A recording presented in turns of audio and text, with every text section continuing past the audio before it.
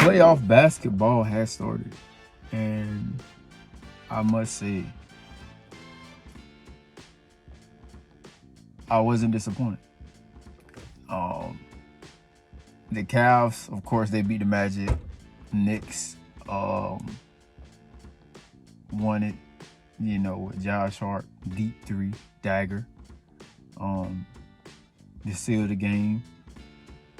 And then, of course, Boston beat the Heat. We had the Lakers losing to Denver, which is devastating to me because I definitely want the Lakers to win that game. It's tough. OKC survived the Pelicans. They should have lost that game. For some odd reason, they played in, but I'll get to that later on. And Bucks without Giannis won. Dame Lillard 35 at the half. It's tough. 35 at the half, and then who else is out there? Oh, how could I forget? The Suns and the T-Wolves. That's definitely an interesting series for sure, without question. The Suns and the T-Wolves. The Suns lost that game, and Edwards showed out 33-9-6. And I'll start there. The energy in that game, from start to finish, and Edwards had his name all over that in his first. Well, I ain't gonna say in his first.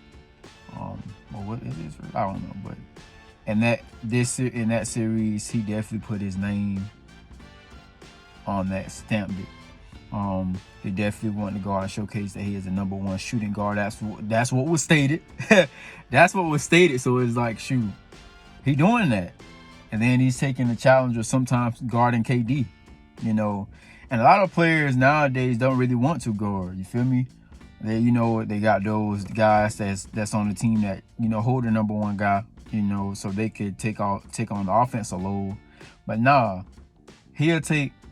Dang, they're parking kind of tight. He'll take that assignment on KD sometimes. And even though KD is 7 foot, he's still gonna get a clean shot over him. But that's the kind of mentality, kind of dog mentality that I like, though. You feel me? That's a dog. You feel me? When you line them up, and they say Anthony Edwards, step in, remove all, anything metal, anything, and they put that X-ray up to him, and they zoom in that rib cage. Then they gotta zoom in. It's a big dog right there. He's a dog, man. He's a dog. You feel me?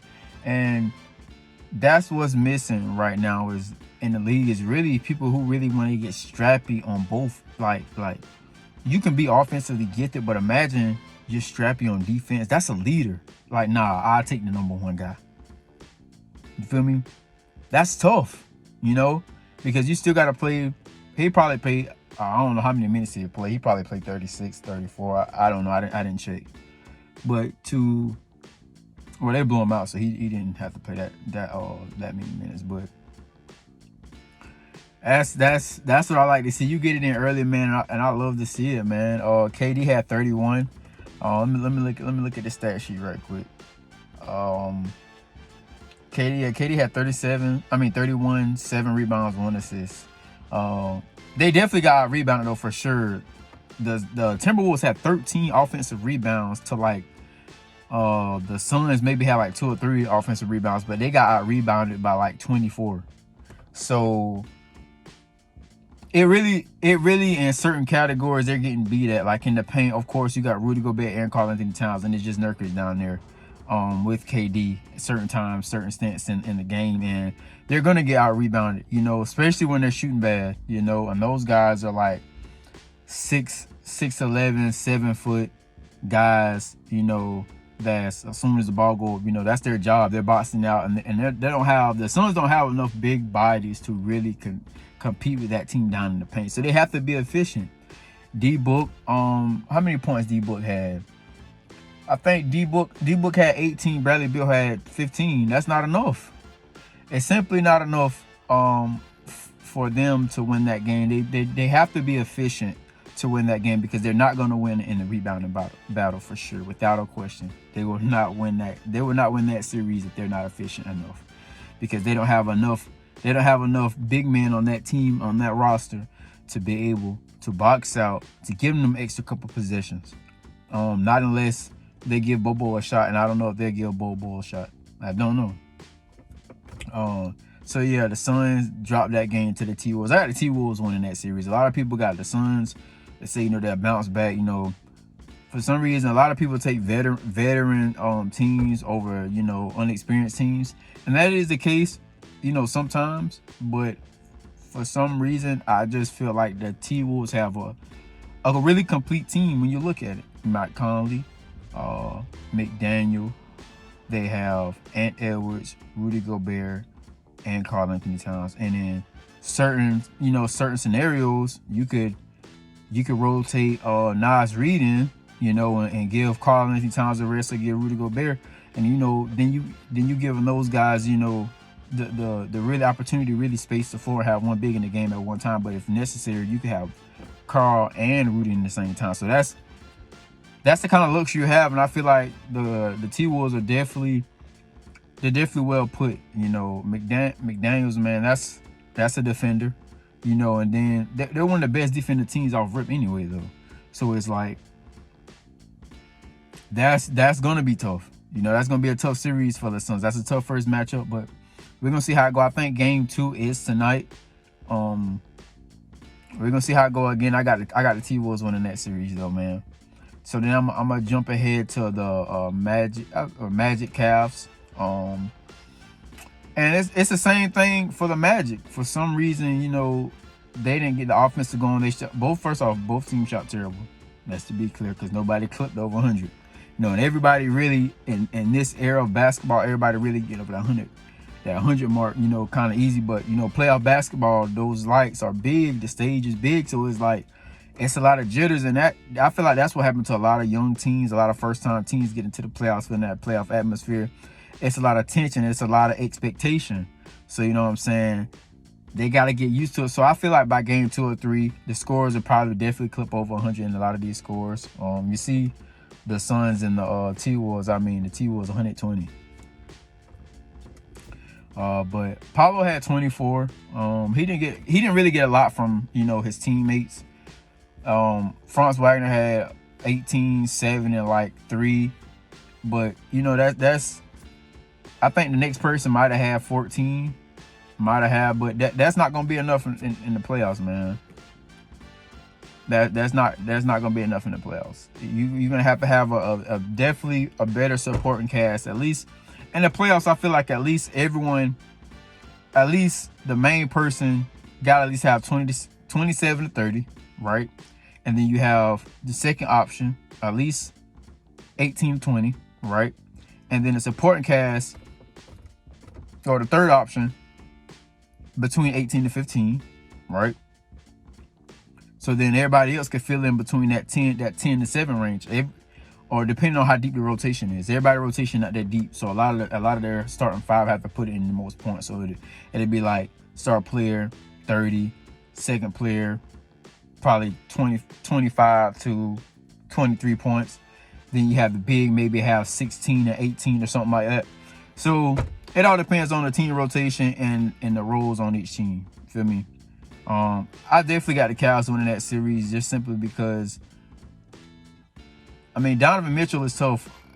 How are they gonna be able to guard that? I don't know. Maybe they make an adjustment. The Magic they're a big team, so I don't necessarily know how they're not guarding him. Maybe, sometimes it's just that guy has it going, so I definitely had a lot of faith in the Magic, through the season, for sure, without a question. I like the young team. I like Paolo. I like Wagner. I like my boy Black coming off the bench. I like Jalen Suggs with the intensity that he plays on both ends. So I wouldn't say the series is over. A lot of people do got the Cavs winning that series. I don't know if, to me, it depends on how the Magic bounce back in this second game.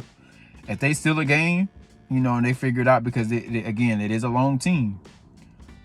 They could cause problems if they find a way to get offense going. Hopefully they go back in the lab, watch film, see what they did wrong, and get together again. It's their first time, really. I think maybe second time really get into the playoffs. So how the first time on that first game of the season or in the finals. I mean, not in the finals, but in the playoffs. I'm tweaking. It's tough. So we're gonna see how they bounce back for sure, without question. So then we got LA. We got LA, man, and Denver, bro. Listen, y'all. I really need D'Lo and Austin Rivers to pull it together. I really do. And I'm saying this from the bottom of my heart just because I'm a Bron fan for right now. My boy Melo out the league, my boy Rondo out the league. So LeBron, you're up. And he's not my favorite player, nowhere near close. Trust and believe that. But I am rooting for him right now. So D'Lo and Austin Rivers, can y'all please get it together? Please. Bron had 27, 8, and 6, 80, 32, 5, and 14. And Austin Reeves and D'Lo both had 13. 3 rebounds, 4 assists. One of them had 3 rebounds, 3 assists. We need a little bit more from you guys. I need a little bit more from you guys. So let's lock in. There's no excuses. D'Lo, you were yapping at my boy Alvarado, and I got a man who's a big, you're not gonna say a fan, but he's a supporter of D'Lo. So, I'm hitting him up mid-game like, hey, yo, what's up with your boy? You feel me? He got Bron mad. Bron spotting corner now. After that good start they had, it seemed like Denver was like, all right, timeout. They getting too hot. Let's go ahead and wrap this up. Went on their run. And once they got on their run, it was a wrap. It was a wrap, man. The Joker, man, and to me, this is just my sole opinion. You feel me? This is how I feel. You can argue with me about it. I won't change my mind because I view things different and you may view things the way you view them.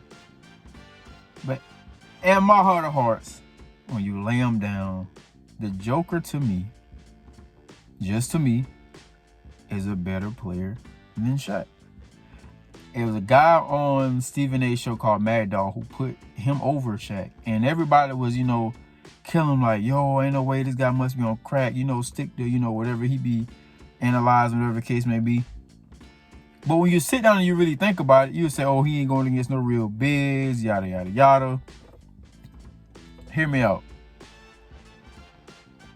He's in the best, this is what they say, the best era right now in basketball, right?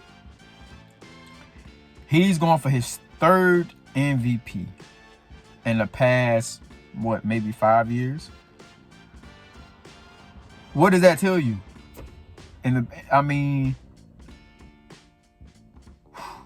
What does that tell you?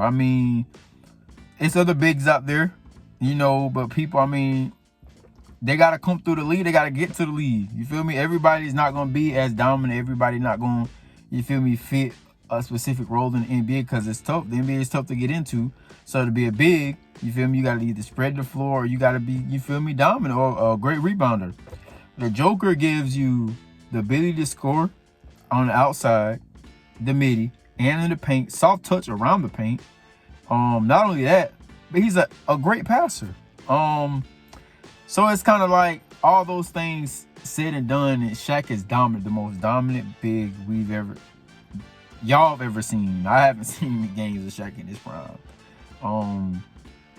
And that's maybe why my judgment may be cloudy. That's maybe why I'm biased. So I'm gonna say, maybe I'm a prisoner of the moment, but just me. And I've seen Shaq highlights. I've seen those games against him and top tier centers. And everybody is respected in their own era. That's all I'm gonna say. Everybody's respected in their own era. But if you line them up, prime,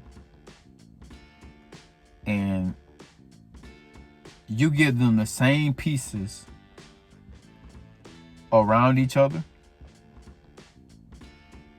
like Kobe no Shaq, Shaq no Kobe. You give Kobe subpar players, maybe edge all-star, maybe one edge all-star. I don't see him doing it. I'm just being real. And you could drop him in this era. You could put Joker in that era. it's tough. He's tough, man. But nevertheless, you know, to say that Denver is looking real dominant. I'm not gonna lie. The Lakers had 12 turnovers. That's too much. I think Brian maybe had 7 of those turnovers. So that Brian, you gotta tighten up with that ball, man. You gotta let D'Lo and those boys tote some of that, man. And I'm glad he did that in the second half. He should do more of that. I feel like he really should definitely start playing off ball. And this is what I was telling one of my guys, like, LeBron is a great facilitator, he's a great passer, but sometimes you don't always have to soak up the ball, guy. You're not a point guard. You know, you're a forward. Like, just, you're 40 years old, 39, whatever, however old he is. You know, be the screener. You know, be the guy that's, you know, even though that's not what he do. You know, that's definitely not what he do. But for those guys to feel confident, let them get those shots that they've been getting during the season. Let them tote the rock. Don't get in the playoffs in. It's soak up every single last possession. Then you want to pass it 2 seconds, 3 seconds, or it's a contested shot. They shoot it, clank, and then you drop in your head. Because his body language tell it all. LeBron body language tell it all, and that's why he'll never be my favorite player. That's number one. That's definitely the main reason. His body language, his posture, it's terrible, bro. Like, that's a whole nother discussion. But Denver, I mean, they had 15 offensive rebounds. So not only are they missing, but they're getting their own board. So the Lakers have to box out. They got LeBron that makes, sometimes he's playing the 4. And AD, you know, he's sometimes playing the 5.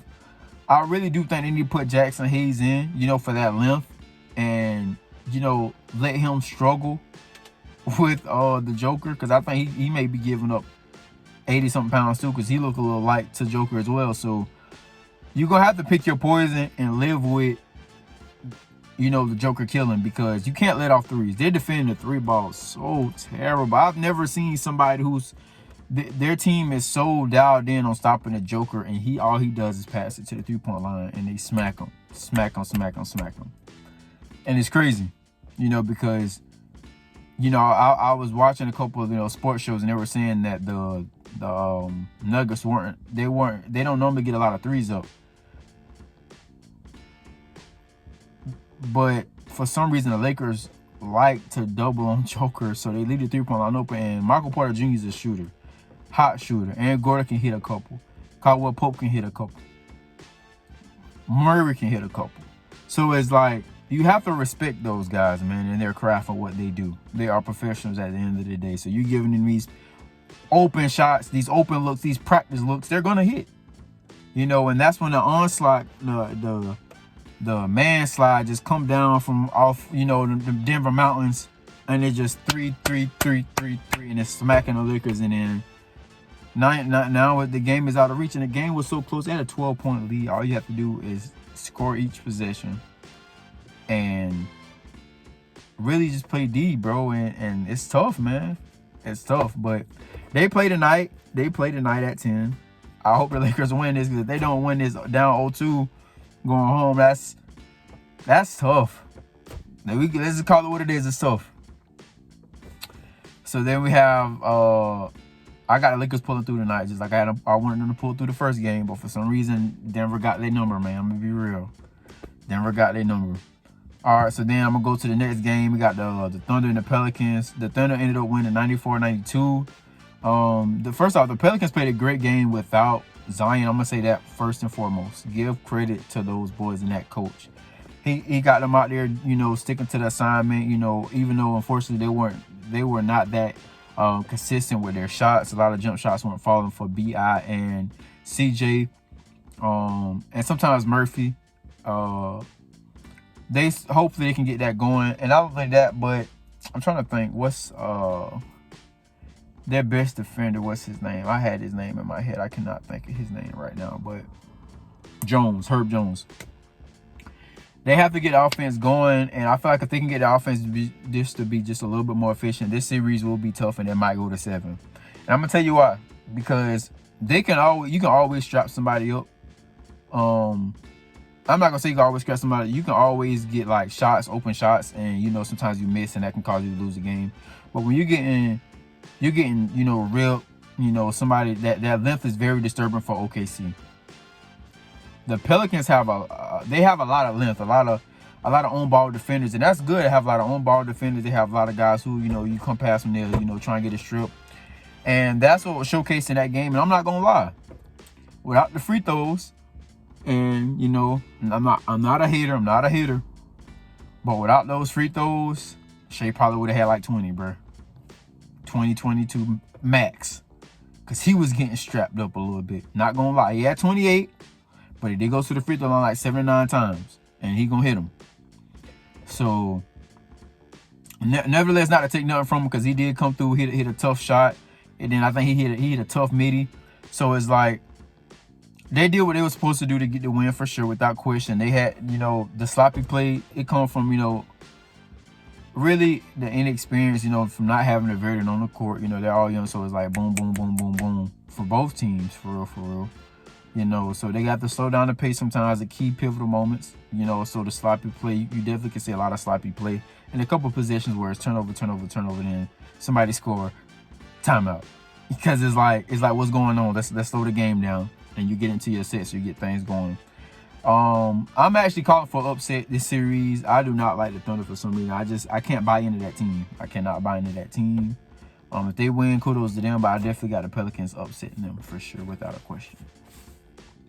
All right, so next I have the Mavs and the Clippers. And I'm going to say this. The Mavs had a very slow start. And I didn't expect that. They definitely need some more help from the supporting cast. The Clippers did what they were supposed to do without Kawhi, and a lot of, you know, thinking that without, you know, Kawhi, maybe the Mavs could steal a game. Not so. George 22, 3 and 6. Zubac 20 and 15. Harden 28, 8 and 2. Russ had 13, 4 and 4. And the offense for them were clicking. And I like the couple sets that the Clippers do run, and James Harden looked like prime James Harden when they let the ball be in his hands. They let him orchestrate the offense. He gets it going for him, and then, you know, Paul George can then, you know, take that second seat, you know, to, you know, take his ISO ball whenever, you know, not George, but whenever Harden's not in, you know, Russ not in, you know, he kind of run that other unit. And it's very, I'm gonna be honest, to me, it's very, you know, beautiful to watch, you know, the way they play. You know, the alleys, you know, the backdoor, some ISO ball. I like ISO ball, man. I definitely like watching the ISO ball. I like watching James Harden, you know, toy between the legs, you know, sometimes get the screen, roll off the screen, hit a cut and Russ on the back door, or find a Norm Powell, or, you know, Paul George on the wing or in the corner, spot up 3. It's beautiful to watch. And they were locked in from, you know, kind of start, you know, definitely had a slower start in a slower game in the third and fourth quarter, but definitely jumped off, you know, that beginning, those first 2 quarters really set the tone for the rest of the game. You know, they did try and come, you know, they did get slowed on that second half, but it just wasn't enough. You know, when you're down almost 30, it's tough. Luka had 33, 6 and 13, Kyrie 31, 4 and 7. They did what they're supposed to do, but, man, listen, they have to get some help from that bench, man. The bench and the supporting cast have to come. It's the playoffs, like I said before, early in the video. If you got, you know, certain guys have their roles, and after their roles, those other role players have to do their part. If you're a spot-up 3-point shooter, you got to hit your shots. If you're, you know, you're the guy that catch the lob, you got to catch the lob, dunk. You know, those are easy 2 points. Because you running those sets that you run normally in the playoffs, they're guaranteed sets that you normally run, you know, that's good to go. If not good to great, shots that you're getting, the quality looks that you're getting. So the Mavs, they definitely got to find, you know, it's like they found something going and you know, later in the third and fourth, just because they did outscore the Clippers in the second half. But it was just too much, you know, and I think the Clippers, you know, I think the Clippers might have this series just solely because the Mavs don't have that third scorer. And for Luka and Kyrie to put up 64 points combined, that's tough. You know, 64 points. All you need, you know, for your team to do is, you know, other teammates to put in 15 to 13 or 10, you know, 10, 8, 11 or 14 or something like that. And, you know, Tim Hardaway got to step up. Lively got to step up. You know, PJ Washington got to step up. I think Gifford might have got hurt. But those guys have to step up. You know, you have to be efficient in the playoffs, and if you're not gonna be efficient, you have to lock down. And when you can't lock down and you can't be efficient, that's a recipe for L. So yeah, man, it's definitely tough. The Celtics beat the the Heat 114-94. The Celtics was all over the Heat, man, and it was tough. I'm not gonna lie, it definitely was tough. I got the Celtics, you know, beating them for sure. You know, they got my boy Jimmy Butler is hurt. You don't have Terry Rozier, and the Celtics have Jaylen Brown, and their supporting cast is they're just a better team all around, man. They lost like maybe 16 games or 17 games. That's tough. You know, that's the best team in the league. So I expect, you know, for it to be a not a blowout, but a beating every time. You know, sorry to those Miami, you know, fans, but it's reality. You know, that's real. They're playing right now top tier level, and you know that's what everyone is expect. You know, Tyler Hero, you know, he's gonna help them put up a fight. Hakeem is gonna help them, you know, bam. But I mean, if they can get some tougher shots to, you know, to fall, they were getting up a lot of those corner threes, and that's just because of the late rotation. But it's because the Celtics offense is so gifted, you know, where you have JT, Jaylen Brown, you have Kristaps, that can all get, you know, tough buckets or open looks. And even if they don't get open looks, they can draw the double team, and they can, you know, pass out to somebody who's open to hit a Peyton Pritchard or Drew Holiday or a Hauser in the corner. It's tough. You know, and with a recipe like that, you're bound to lose if you're giving up open looks to guys whose sole purpose is to hit shots when they're open. That's what Kessler was doing. So I hope I'm not. I think his name was Kessler. Hopefully that's the guy's name. Don't beat me up. You know, I'm saying the wrong person's name, but yeah, man. So these playoffs, you know, they're very good, man. They're definitely very good. I can't wait to, you know, see some more. I know Dame had 35 at the half against the Pacers, and then, you know, they started double, triple teaming him. And I didn't watch that game. I'm gonna let y'all know that now. I'm gonna let everybody know I didn't watch some of the games. I'm just, you know, breaking down, you know, watching certain things and seeing what I see and just going off of that. But it's tough. I would think Indiana would be able to, you know, steal a game between 1 and 2 games just because they don't have, you know, Giannis. But Dame Lillard is, you know, he's still a star. You know, I wouldn't say he's right there at superstar status, but since he got to the Bucks, he's really been playing below his normal, you know, standard. So if Dame Lillard can play like how he played in Portland, they could still win the series. They still have the supporting cast around him to get the job done. So yeah, that's basically definitely what I got for that, you know, that series. Joel Embiid and the Sixers, and Maxey. That's gonna be tough because, you know, Joel Embiid is hurt, you know, and for me it's kind of tough seeing a guy, you know, play through injury. You know, that's what they get paid to do. They get paid to play, and it's kind of tough because it's like you can clearly see him hurting, and he's still fighting through it. But when does his health come into, you know, effect? Like, even though he get paid millions, like, what about him as a person? You know, and of course he want to be out there, but his health, man, he tear that knee, he won't be able to walk. You know, so much cartilage in your knee, you know, until it has to be, you know, metal because the cartilage and stuff is gone. And then so I got the Knicks still in that series, man. I got them still in that series, man. Just because, you know, you throw bodies at somebody who, you know, in the NBA you rely on your legs. So if that's a kind of lingering injury, you know, getting up and down the court is gonna be tough. I mean, he's not gonna be on the court as often, and hopefully he is healthy because I want to see a healthy Embiid. Everybody wants to be healthy, so you can get the best version of basketball. But without him being healthy, I feel like the Knicks are gonna find a way. They're gonna scheme up something. They're gonna play physical, give him an extra bump or something, just to rough him up, just because they know that knee is injured. And when it's like that, you get open looks, you get easy transition buckets, and it's gonna be tough. So I got, like I said, I got the Knicks, you know, still in that series just because he's hurt. But if Maxey can, you know, do what he has been doing for, you know, kind of past, you know, I think like maybe 30-40 games, but he's averaged like 26, you know, so he's a bucket, you know. He could definitely take on that role. Kelly Oubre, Kyle Lowry, you still got Tobias, you still got Nick Batum, he still has, you know, a decent cast around him, but Joel Embiid is really the heart soul of that team. So it's like, you know, with him gone, it's gonna be tough. So if you guys like this video, man, you know, leave a like, subscribe, and leave you guys' comments down, you know, who you think gonna win, you know, certain series, you know. Let me hear you guys' prediction. This is Pure, it's him, and this is Pure TV. All right, guys, so if you like this video, go ahead and give it a like, share, comment, and see you on my next video.